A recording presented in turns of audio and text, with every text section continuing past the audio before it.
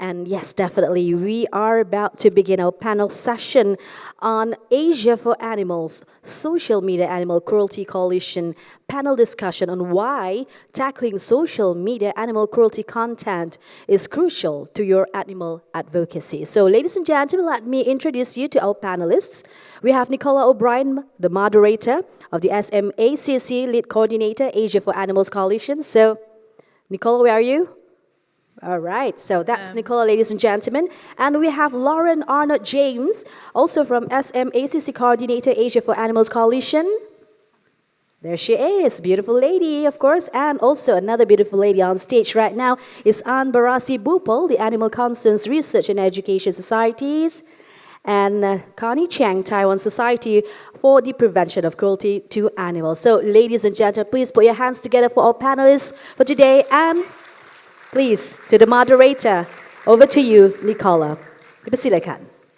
Lovely, thank you very much. So, thanks everyone for joining us for this panel discussion today. Although, of course, I know it was the only session at this time, so you had no choice, but hopefully you want to be here. So yes, this is hosted by the Social Media Animal Cruelty Coalition, or SMACC for short, one of Asia for Animals' many working groups.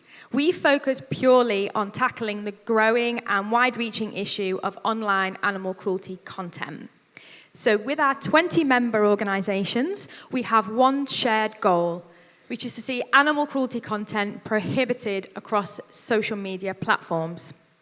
And today, our panel will be sharing with you why it is crucial that all animal advocacy and protection organisations are aware of this issue, how it impacts their work, so your work for animals, and why we all need to work together to be able to tackle this huge, huge problem. Hi, everyone. So in line with this year's conference theme, we'll be demonstrating today really clear examples of how education and engagement are crucial in tackling a global issue such as this one. So in our session this morning, we'll have a 30-minute presentation and then 25 minutes for a discussion and questions. As you can imagine, this is a really complex issue, and we have limited time today, so we'll only be sharing with you the fundamentals today.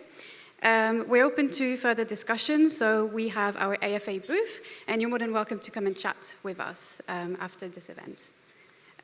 Just a little warning that some of the images and themes during this presentation might be a little bit distressing. We have AfA staff in the room, so if you have any concerns, don't hesitate to come and chat with them. They're raising their hands over there. We haven't used any graphic or gore images, so don't worry about that. Great, okay, so we've had a brief introduction to the panel today.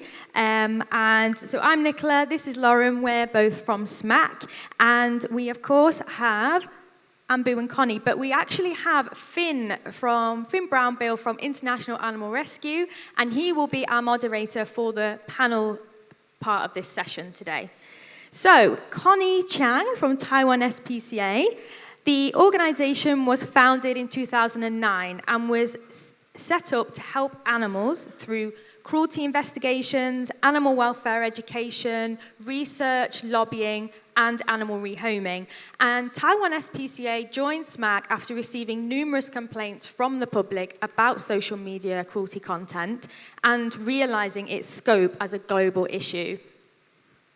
We also have Arnaud Boopal from ACRES with us.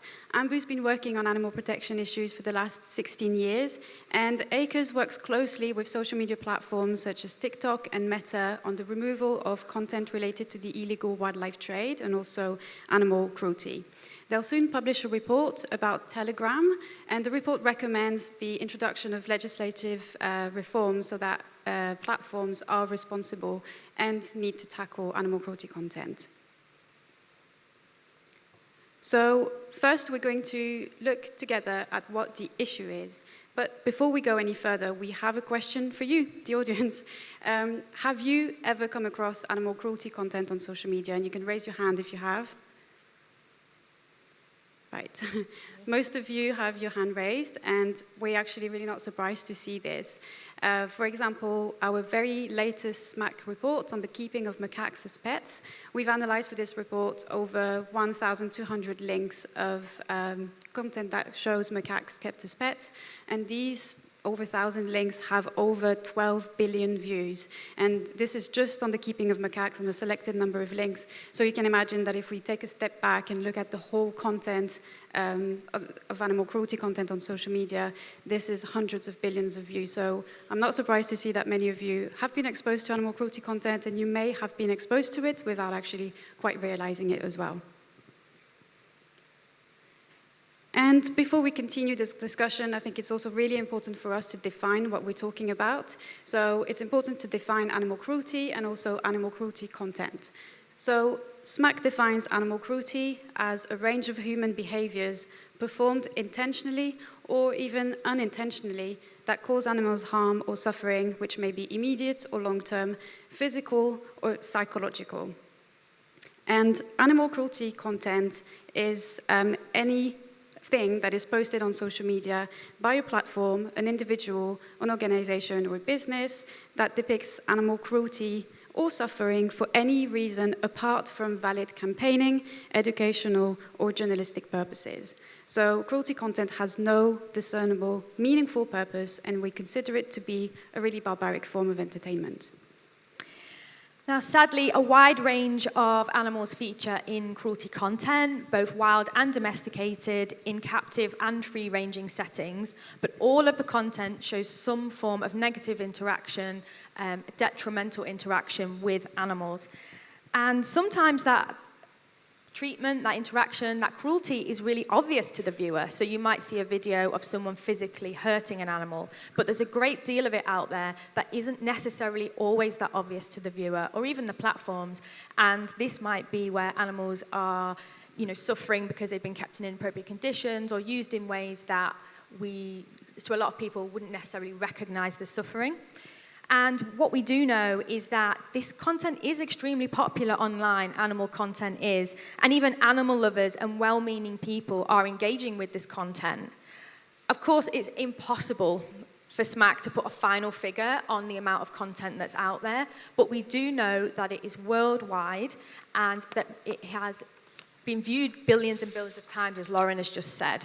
So it truly is a global problem, and this is why we're here to stress the need for all of us to have a role. So members of the public, organizations like yours, legal systems, and of course the platforms themselves, to be able to tackle this problem.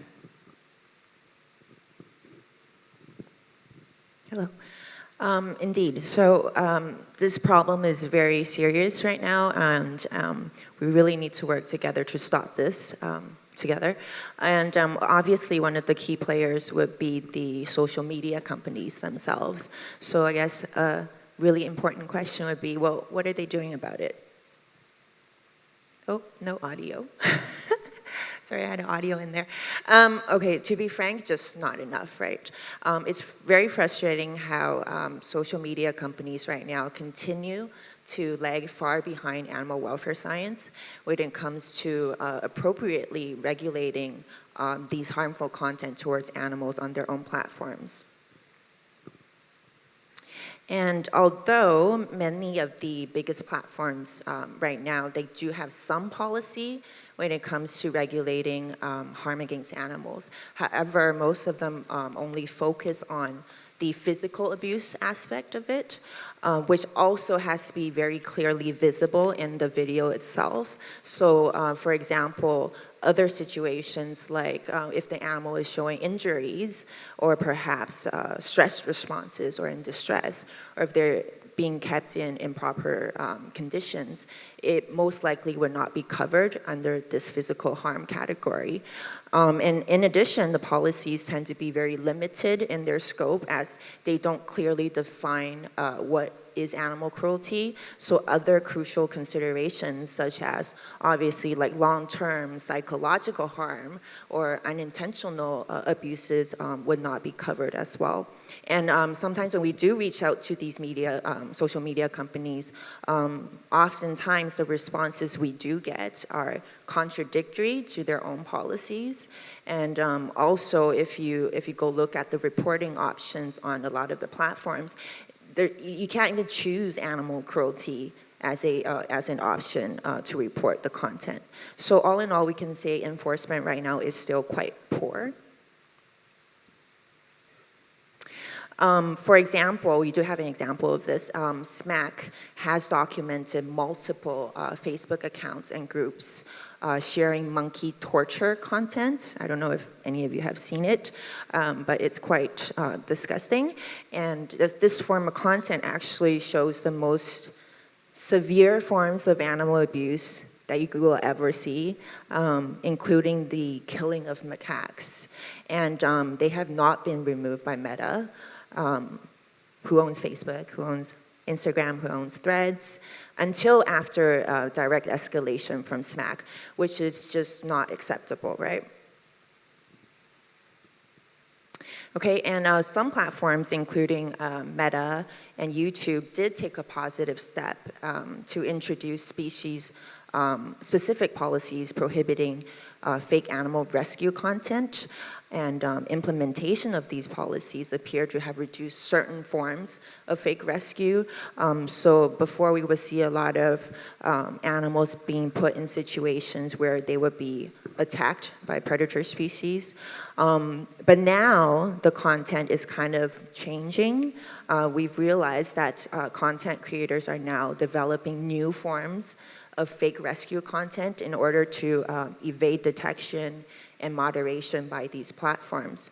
And so now the content, a lot of them is showing where animals are perhaps in situations where they're injured and they might need medical treatment, but most likely the harm was probably caused by the content creators themselves in order for views and interactions, right? So it's a perfect example of why we believe that policy needs to be continuously refined and modified.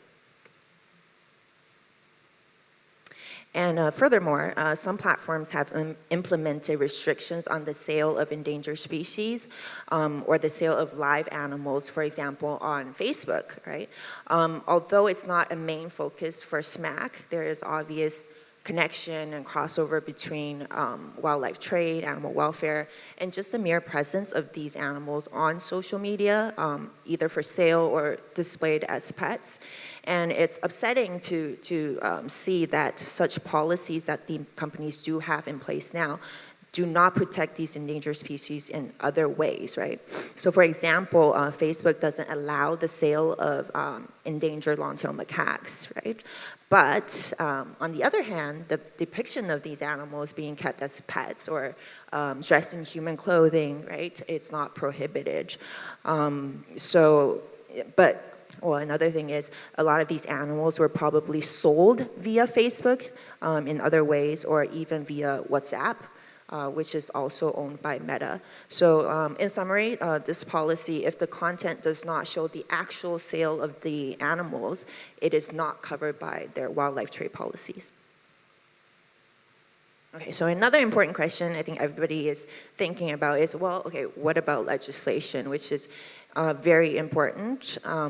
Currently, there are some challenges, and one of the biggest challenges facing social media regulation is jurisdiction, right? So some forms of animal exploitation, it may be legal in one country, but perhaps illegal in another, but when you try to prohibit the content entirely, it becomes quite tricky, right?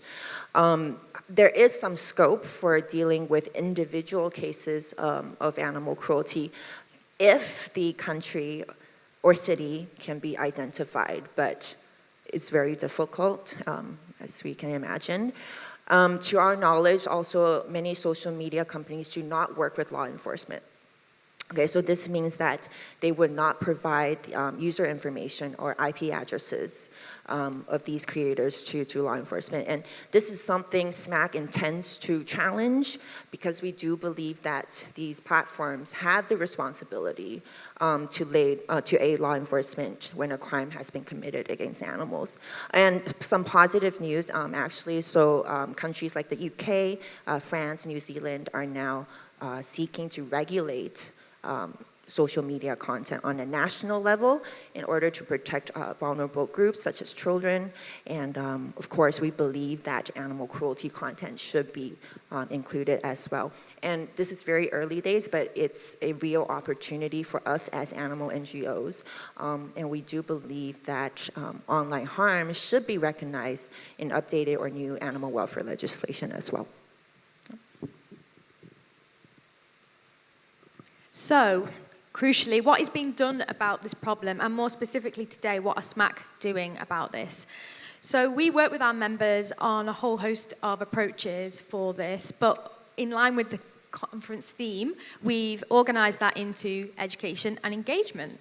So, looking at our education, a lot of SMACC's work involves research. So we want to know what is the issue. It has been around for many years, but in terms of an animal protection issue, it is still very new. So we need to establish what does the landscape look like, what animals are being used, what abuses are being committed. And we have a fantastic group of volunteers, some who are actually at this conference, who help us collect this information, and our member organisations.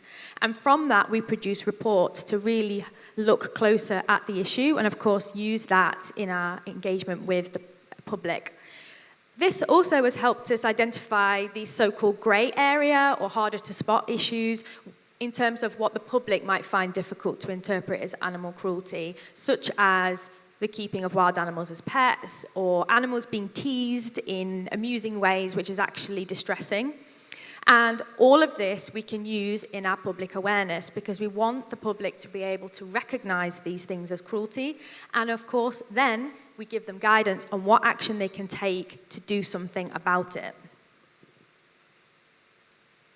From reports from our members and of course from our own experience, we realized how crucial education is, because it is social media users that are seeing this content and engaging with it. And whilst we're yet to carry out dedicated research, we do see that many animal lovers and animal advocates are also engaging with the content, often to express their disgust or to educate other users to say, you know, this is animal cruelty. But unfortunately, this is not what we advise. And sometimes we see posts that all of the comments might be from animal advocates. So unfortunately, these people are inadvertently engaging and therefore boosting this content. Yeah, so when we look at how social media works, it's a numbers game. So the most popular content is boosted by the platform's algorithm and is seen by more and more people. And this popularity is based on engagement. So sadly, the algorithm doesn't differentiate between positive or negative engagement. So even if an animal advocate or you or us or anyone leaves a thumbs down, a comment, an angry face emoji, anything, even a comment that links to an animal welfare website, for example, this engagement will lead to the post being boosted. And that means that the content is spread and it can become monetized, which means that the content creators and the animal abusers can get financial rewards from this. So we've got another question for you all. Please put your hand up if you've ever reported animal cruelty content to a platform. Okay, I'm pleased to see so many of you have, even though it's sad you saw it in the first place. But please keep your hands up if the content was taken down as a result of your report. Wow, that's not good. Okay, but it's... I think that was about 1 or 2 people. So this is consistent with what we hear from the public all the time, that they report content and it doesn't get removed. They're either told in response from the platform that it doesn't get removed or it doesn't breach their community guidelines, which is a real shame, and it can obviously cause a lot of frustration in everyone who experiences this and makes them lose faith in reporting, which is something that we have flagged with platforms in our conversations with them. Yet, we do know that the reporting tool is not perfect at all, but it is still the main tool that the public have at the moment. And we know from our conversation with the platforms that it is really important that we still do this because they are looking at the reports. It does go to their moderation teams. And we can also use it as an opportunity to show this is really important. The more of us that are reporting it, it is something that they should be looking at and they should be prioritizing because people care about it. And also, it might help us flag content to them consistently that is animal cruelty but might not be captured yet by their policies as such. And we also know that from our own data, so this is just based on the links we've collected and reported to the platforms, this year our analysis showed that about 47% of the content is eventually removed, which is an increase on our data, and I'm disclaiming that because it's obviously only a small sample of what's out there. But last year it was about a third of our content, so we're hoping that there is some sort of shift there. But it's not high enough. We're not arguing that it is, but we want it to move in the right direction. And it's what we found, unfortunately, is that on some platforms it can take days, weeks, or months before it's finally removed. And it might even take multiple reports. So we have to be persistent. And even if you don't get the results that you want, keep doing it because your reports are feeding into the process, and it's so useful when we're talking to the platforms as well. Yeah, thank you for that. Much of SMACC's public education focuses on our 5 steps to stop animal cruelty content online. And this is something that we're going to go over together. It might be a little bit repetitive for some of you if you're already adopting those behaviors, but this is something that we share with members of the public, our supporters, followers, and that we share also with organizations, whether they're SMACC organizations or not, so that you can also share that message with your followers, because we really feel like if we all adopt this similar strategy, then we will together give no visibility to animal cruelty content on social media. So the very first point is to be aware. We can all learn about animal cruelty content and how to identify it. As we've touched upon with fake rescue content, for example, it's not always obvious what is cruel and what isn't. There are some people who create fake rescue content where they put animals in distressing situations to pretend to rescue them, and some of them can look like legitimate rescue organizations. We've created a series of videos called Ask Yourself that you can find on our website, and they're directed at members of the public to learn how to identify different themes of animal cruelty. Our second advice is to not watch these videos intentionally. Each view increases the visibility and the potential profitability of these videos. And the notion of intentionality here is quite important because we know that when you go on social media, videos start playing automatically. This is something that you can change in the settings, but also if you do see the first second or two of a video and you can see that it's animal cruelty, you can scroll down or press pause. So it's also really important to not engage in any way with that sort of content and to not comment on these videos, regardless of your intentions. This is a little bit repetitive, but each comment or engagement helps boost the content and make it more visible and popular, and I'm sure that we've all done it. Personally, I, years ago, spent a lot of time commenting on pet primate videos, saying that it's not cute and it's cruel, and I spent a lot of time doing this, and when I look back at it in hindsight, I don't think it was the best use of my time and energy, and there are different ways to tackle that sort of content. One back, thank you. Trigger happy. Thanks. Also, do not share these videos, even to raise awareness. If these videos had no reach, there would be no incentive to film them in the first place. And as we've said, always report these videos to the platforms. We've created a series of videos, you can find them on our website, on how to report animal cruelty content on different social media platforms, because we've received feedback sometimes that it's difficult to know how to report animal cruelty. So this is something that you can use and that you can share as well with your followers. And we also have on our website a reporting form. So this is just an additional step that you can take, and you can report animal cruelty content to SMACC directly, which feeds into our database.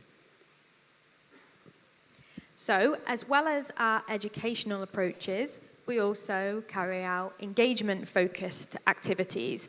So a lot of this focuses on the social media platforms themselves and working with them to improve their policies, their moderation, and other methods to tackle the problem.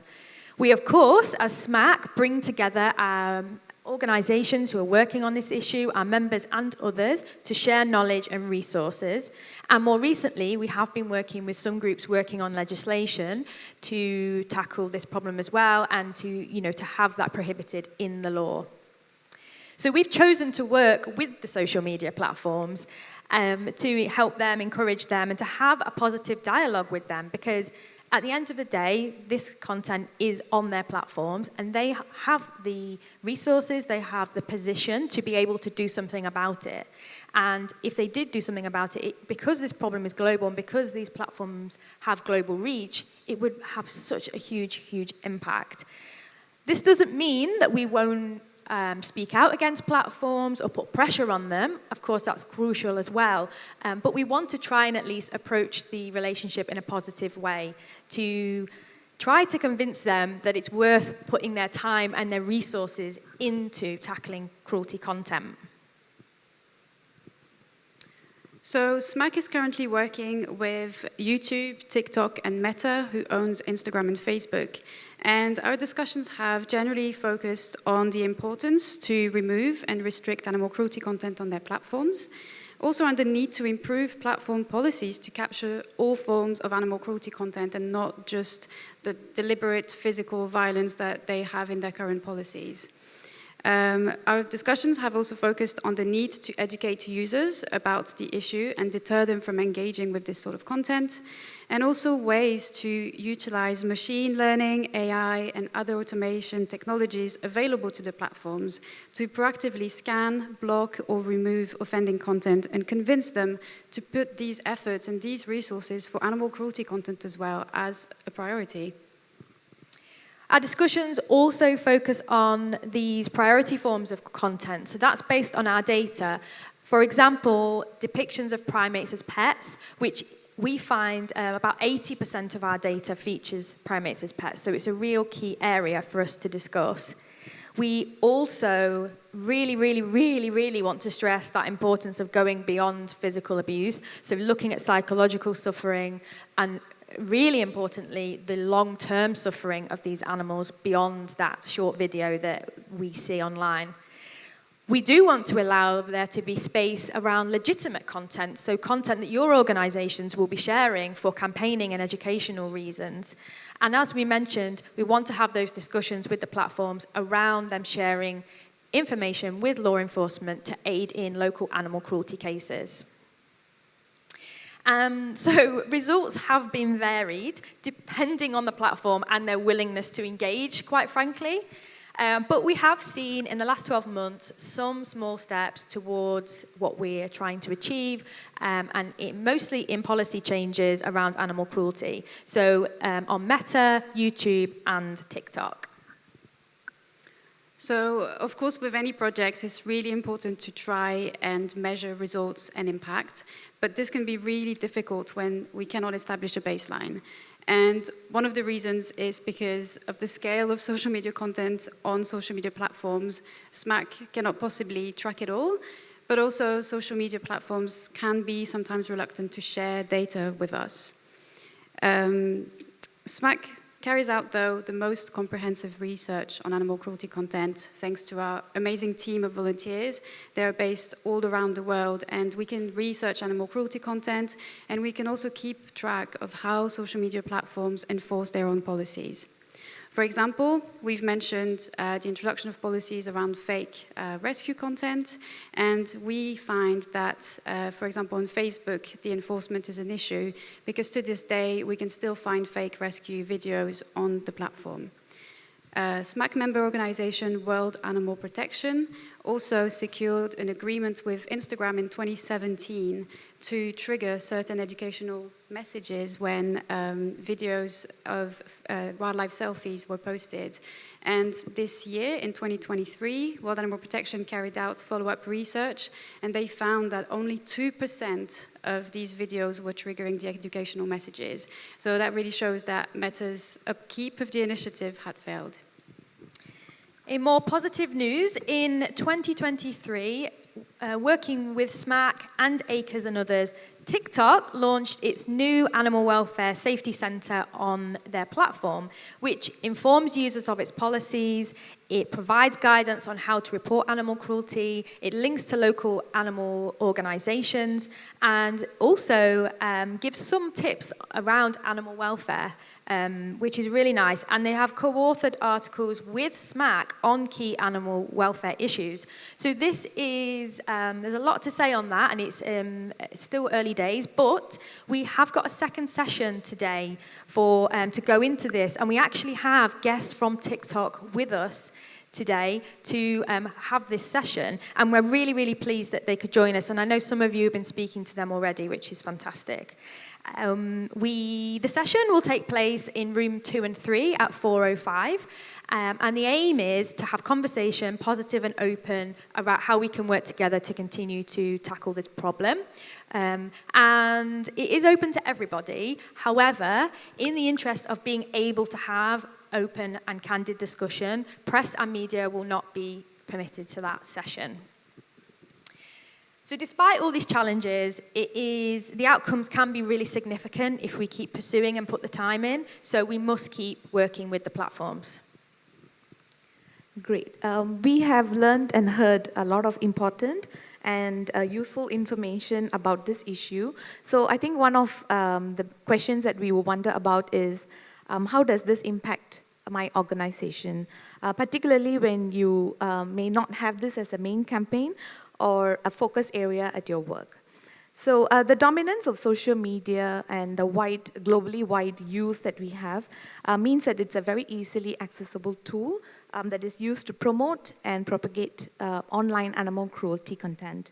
So when we take a closer look at the acts of cruelty that is featured in this content, that is where we really see the relevance to all the work that we all do in advocating for the animals. So relevance to each one of us and our organizations.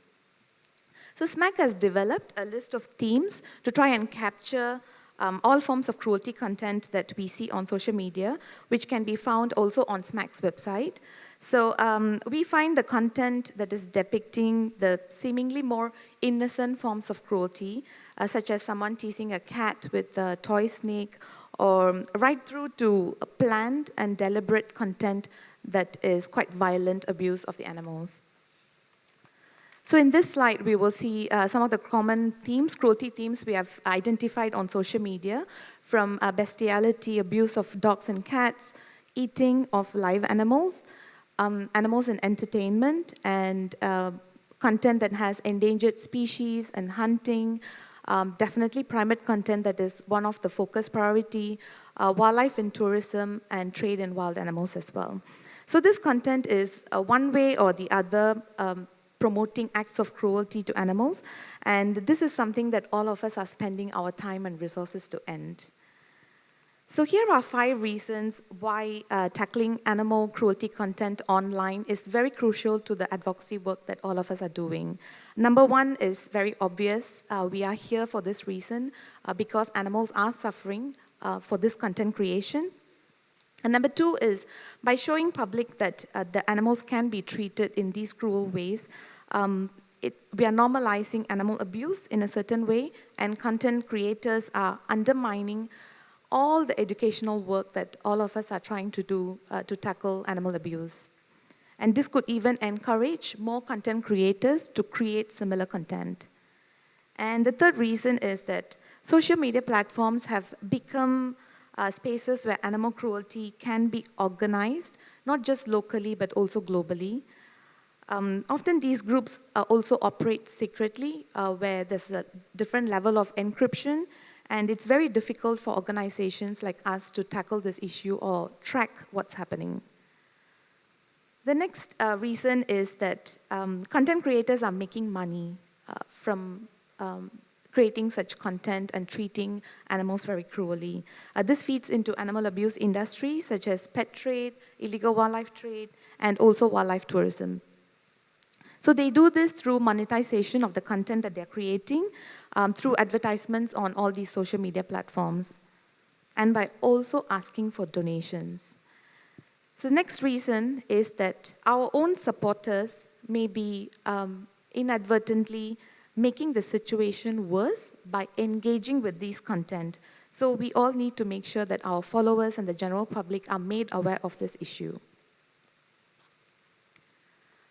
So some of the content creators even imitate your organizations in a bid to legitimize their content, and in some cases make money by asking for donations. So content that's depicting fake rescue of animals is getting very popular and catches out many animal lovers who think that it's actually genuine. Until today, I still continue to receive from my own family and friends fake rescue videos, thinking that I would enjoy watching such content. Sometimes the videos depict injured or ill or even dying animals, presumably put in that state by the creator in order to film themselves rescuing the animals. Some of them claim to be animal sanctuaries, exploiting animals to create regular content and asking for donations from well-meaning audience. So the question is, what can we do? What can your organization do? SMACC is not trying to sign you all up as members today or expecting you to start a brand new campaign on this issue. Of course, you're most welcome to do both of these things, so please do come join us. But there are also other less resource-intensive ways that you can support and make a difference.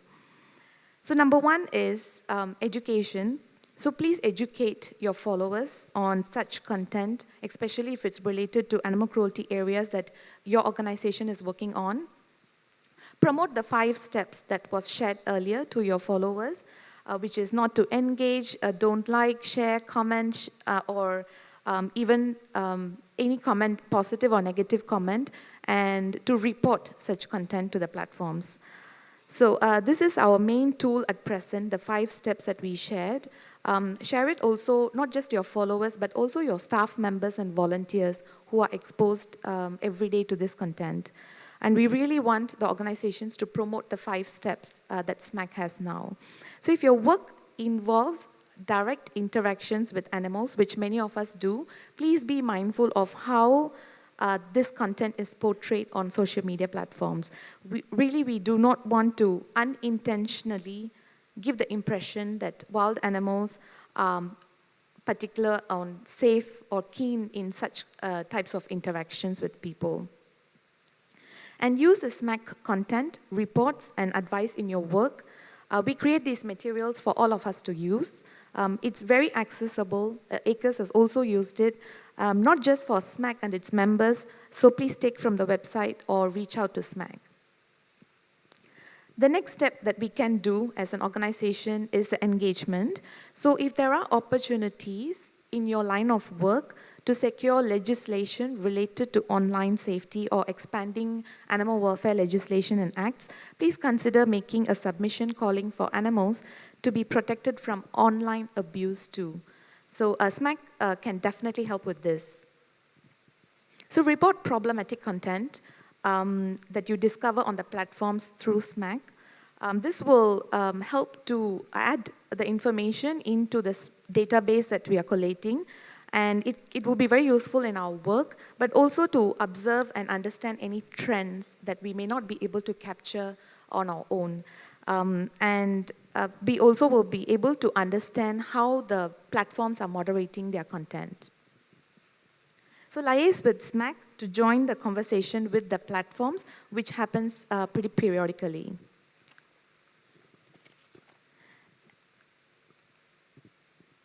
Okay, so to end our presentation, SMACC is here. SMACC exists to bring organizations together to strengthen our efforts and our results. So we have this joined up approach. So it means that no matter where you are based in the world, you can join. And it means that we will have a clear and united call to action for the platforms, for the members of the public, and for organizations, for governments as well. And as SMACC, we do believe that in order to make progress in the right direction, we need to work together instead of tackling the issue from different perspectives almost, because it can be quite confusing, right? So we believe working together can make a more significant impact. So again, we encourage everyone to go to the website. There's lots of resources and reports that you can download and you can use. And so to say it again, we're not here to replace everybody's efforts, but to help everybody, and we can act as the centralized point when it comes to social media harm towards animals. Okay, so thank you everyone for listening. I'm going to pass the mic over to Finn from International Animal Rescue, who's going to be the moderator for our Q&A session. Finn?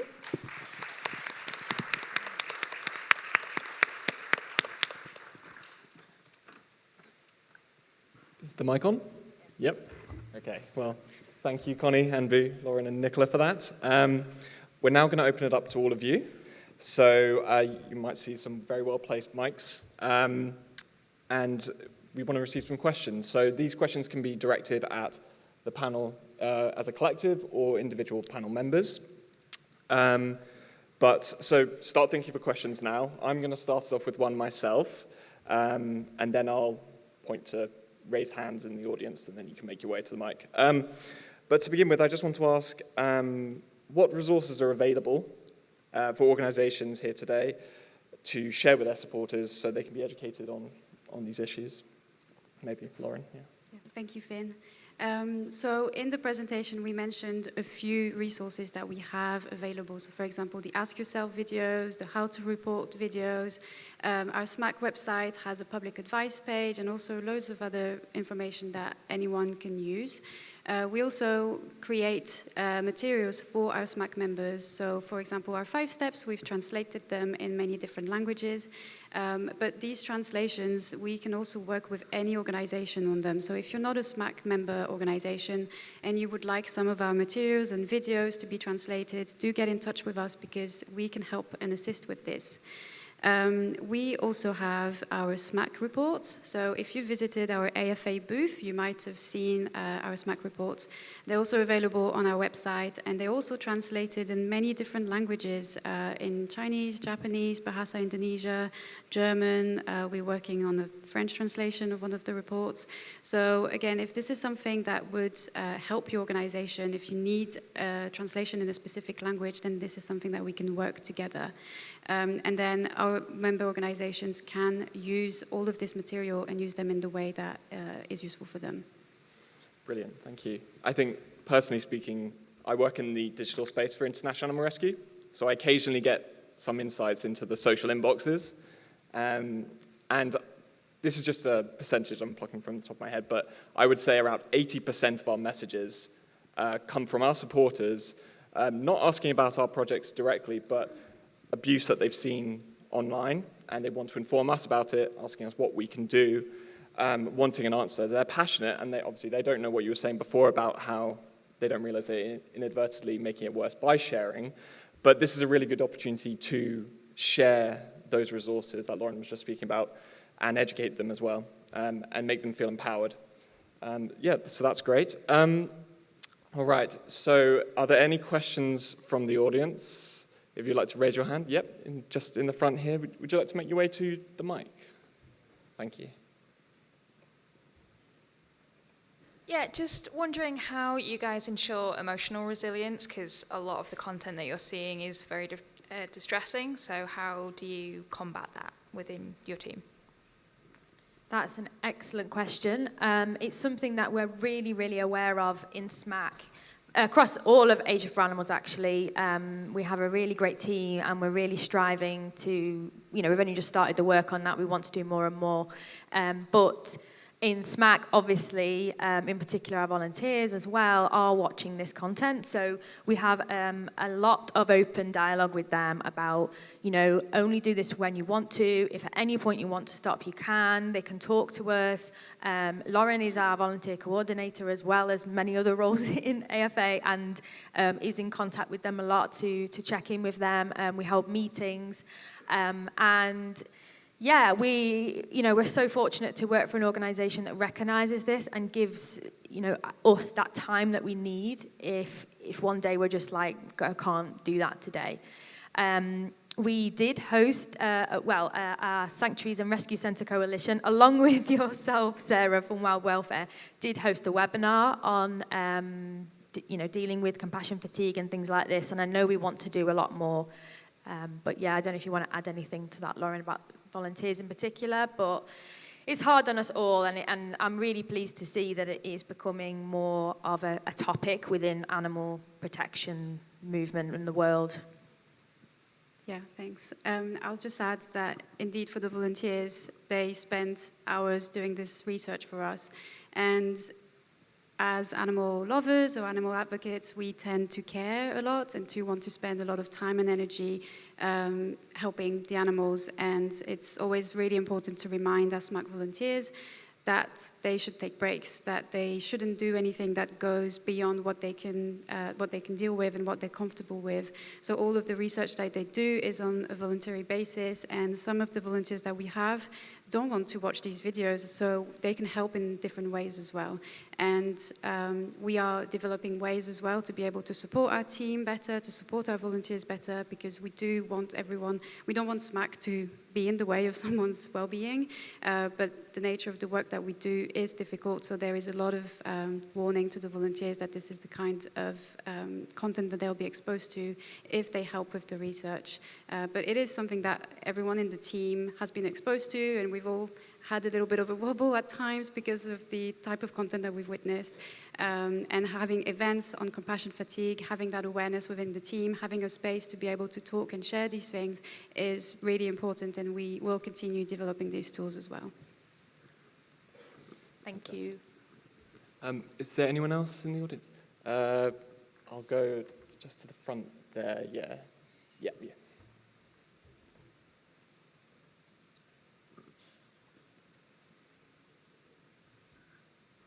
Sorry, I'm too short for the mic. That was really interesting, thank you. You talked a bit about like fake rescued, which I think was so interesting and terrifying. And I've seen recently there's been a rise in, say, deep fakes with humans and things. And I couldn't help but think, and it's quite worrying that I can imagine it's not long until that starts happening in this area. And obviously, even if it's not real animals, we still don't want that content online.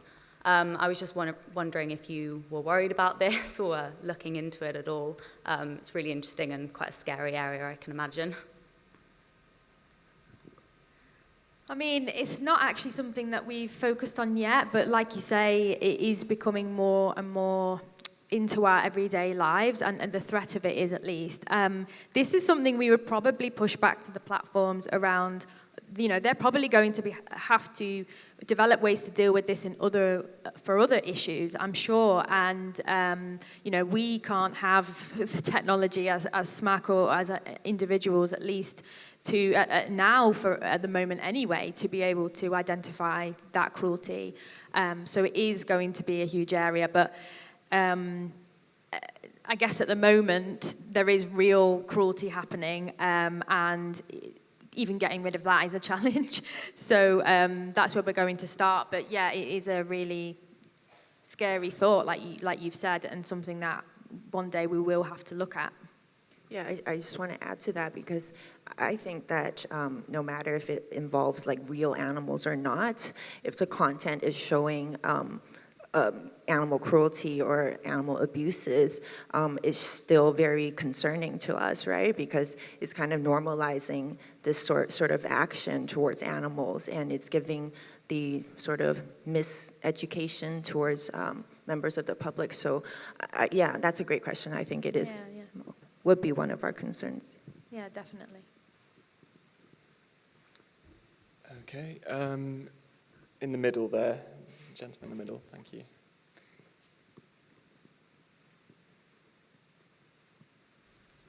Hello, we have two questions, I'm sorry. So on top of educating, have you guys ever tried to take action to maybe find these perpetrators, and how has it been? Or what is the process like? The second question is, for the fake rescue videos, like how do you actually know, or how can you tell between like real rescue videos and fake rescue videos? Thanks. You want to? Yeah, I'll take the first one. So how do we find the perpetrators? That's another great question. So it's very difficult unless you know which country or even city the act is happening, which is really, really, really difficult to identify. Just sharing from experience in Taiwan, we do receive public reports, and a lot of times our inspectors who's here today with us, they have to do a lot of the investigative work. So they would have to go to look at the videos, like look for clues in the videos. Recently we had a case where someone thought it was happening in Taiwan, but it was happening in China. And we confirmed this because in the video there was a, what do you call it, like a box, a postal address, and it was written in simplified Chinese and had, you know, so we could identify that this was not happening in Taiwan. But in other circumstances, it would be very difficult to determine. In Taiwan, I mean, it is a criminal offense if you disseminate cruelty to animals, and cruelty meaning like severe like harm or the killing of animals online. So it is a criminal offense if you disseminate this form of content. So the police will get involved, but other situations, you know, like the improper rearing of animals or would not be covered. And police officers, law enforcement, even the central government in Taiwan has told us that many of the platforms will work with them if they request information, except for Meta. I'm just going to throw that out there because it is very difficult right now to work with Meta. So many times groups have to do the investigative work ourselves at the moment. And, oh, sorry. If I can just add to that as well. We had one of the slides in the presentation of that we all have a different role to tackle this sort of content. And SMACC, we cannot rescue animals, we're not on the ground to do the investigation work, and this is why working with organizations is so important, because if we do get information about the perpetrators' location, if we get their names, then this is something we can pass on to organizations that are there, and then that can work with investigators or enforcement to do the investigation work to try and find these perpetrators. But SMACC's role in this is to have the conversations with the platform and to keep doing research and collecting data on it.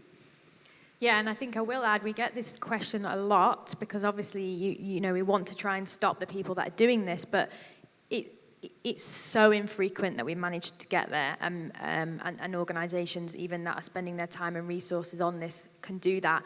And this is why we've mentioned a few times today about that information sharing from the platforms, because, you know, not necessarily with us, but with law enforcement, because that's going to get us to the person way quicker than us doing this research ourselves. Yeah, so I think another important point to say is that that's why legislation is so important, right? So right now there's no legislation that requires social media platforms to mandate them to work with law enforcement or provide information when a crime has been committed, right? So, I mean, another example from Taiwan, the government is amending the Animal Protection Act, and they are looking to regulate social media platforms, putting the responsibility on them to remove content that shows the illegal sale of pets, and will require them to provide information.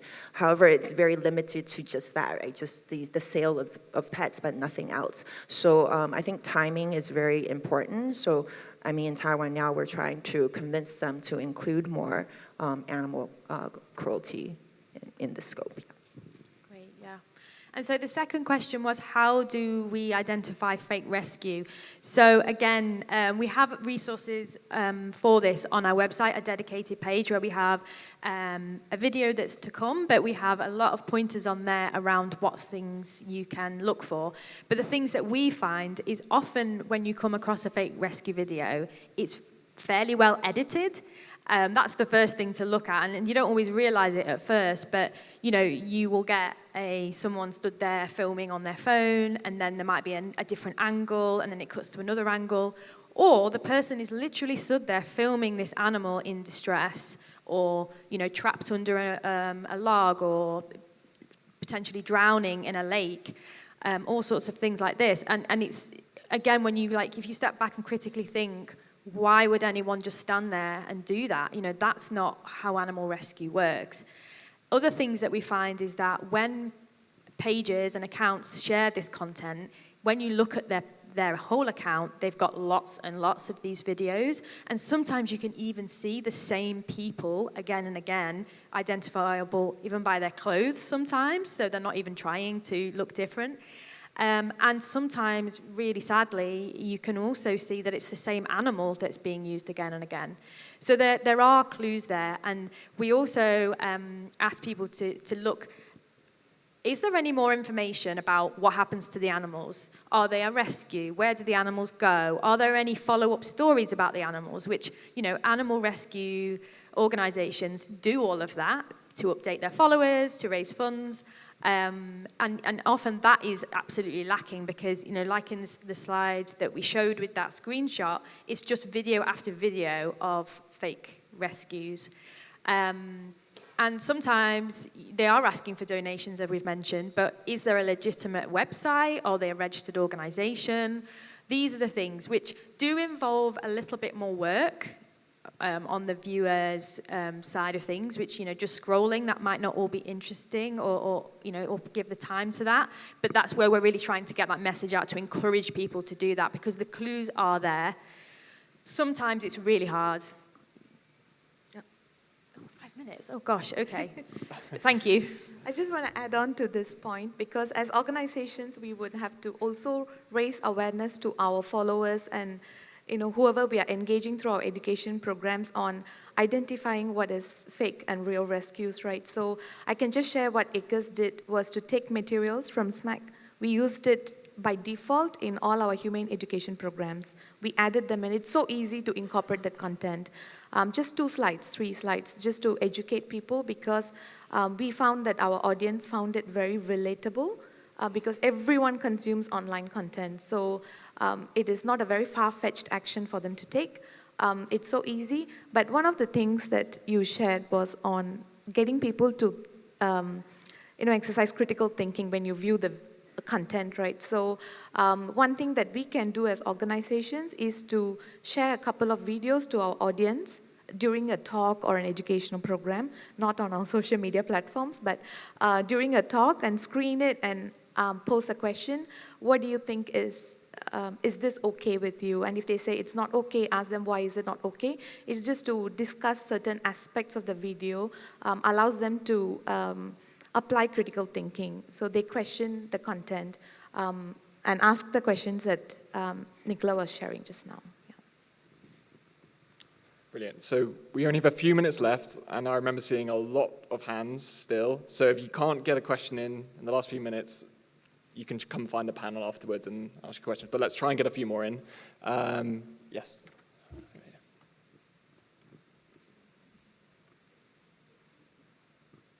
Get your steps in.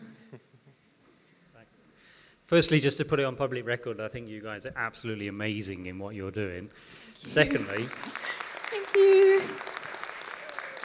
With regards to the UK online safety bill, I know it doesn't really impact on some of the areas that you're working in, but I just wondered whether now that the UK online safety bill is being passed and is going through, do you think that could have a positive impact on some of this work, but also could it be used as an example of legislation that could be pushed or copied for other countries to follow? Thank you. Absolutely. Just to give some detail, so the UK, oh no, we did mention the online safety bill, right? No, we didn't, okay. So the UK is bringing in online safety bill, which was designed to protect vulnerable people and children from harmful content.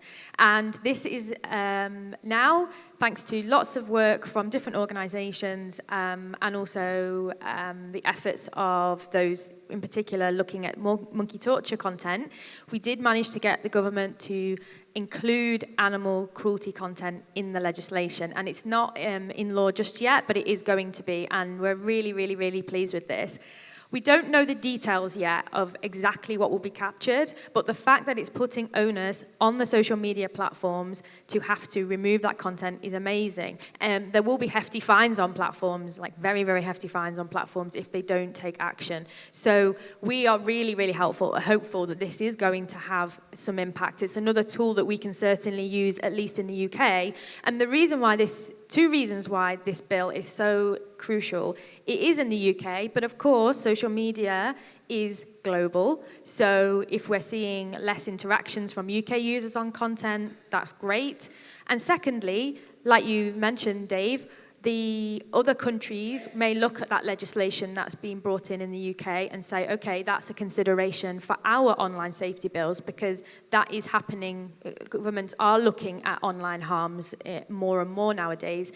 For example, New Zealand SPCA reached out to SMACC because we'd been assisting with the online safety bill work, and their government is looking at doing similar, and they shared it probably is likely that they'll look at the UK bill. So we shared with them, the correspondence we'd had with the MPs and the government. So yeah, we really, really hope that this is the start of legislation specifically on this area. Go on, let's get one more in before I get told to finish it up. So, any more questions? Oh. No?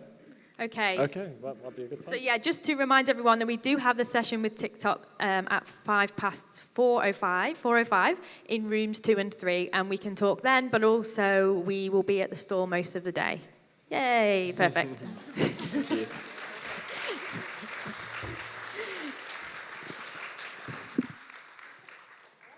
Thank you.